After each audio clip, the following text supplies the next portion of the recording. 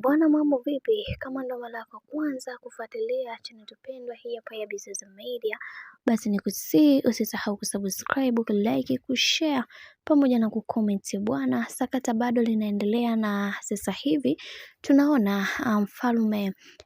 wa Singeli ameweza kuingia hospitalini alikoweza kulazwa bibie Zuchu, sehemu ambayo aliweza kujifungulia, jambo ambalo kila mtu alitamani sana kuweza kuona furaha za hawa watu zikidumu kadri siku zinavyozidi kwenda, na leo hii tumeweza kuona namna ambavyo mambo yalivyo, na kila mtu alitamani sana kuweza kuwafanya watu wengine waweze kuenjoy na kufurahi zaidi. Na sasa hivi tumeweza kuona Dula Makabila ameshaweza kutia timu na ameweza kumpongeza sana na kumwambia kwamba na kutakia kila la heri katika maisha yako yote kwa kuleta kiumbe aliye bora katika familia ya bwana mkubwa Diamond Platnumz, kwa sababu wewe ndio kila kitu, wewe ndio mwongozo wetu, na kila mtu alitamani kuweza kuhakikisha kuona hiki ambacho kinachoendelea, kwa sababu kuna vingi ambavyo vipo na kila mtu alitamani sana kuweza kuwafanya watu wengine waendelee kuenjoy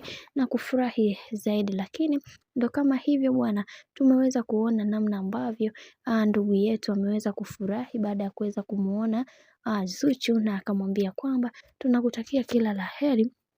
katika safari yako ya wewe kuweza kuitwa mama, kwa sababu sio kitu rahisi na sio kitu chepesi kama hivyo ambavyo mnavyofikiria, kwani kuna vingi ambavyo watu wamekuwa wakipitia katika maisha. Hivyo kwa hiki kinachoendelea ni vyema watu kuweza kuelewa na kutambua namna ambavyo mambo yanavyozidi kwenda, kwa sababu kila mtu aliamini ya kwamba kila kitu kinatokea kwa sababu, na leo hii tumeweza kuona ukaribu wao unaendelea kupamba moto zaidi kadri siku zinavyozidi kwenda, kwa sababu kuna vingi ambavyo vimeweza kutokea na kila mtu aliweza kufunguka na kusema ya kwamba mimi kama mimi nitapambana kuweza kuhakikisha kila kitu kinakwenda kuwa sawa, kwa sababu kuna vingi ambavyo vipo na kila mtu aliamini ya kwamba kabla hujafanya vitu vikubwa basi unahitajika kuweza kufanya vitu vingi zaidi, kwa sababu kuna vingi ambavyo vinatamani, watu wengi wanatamani kuweza kufanya. Lakini kwa upande wa Dula Makabila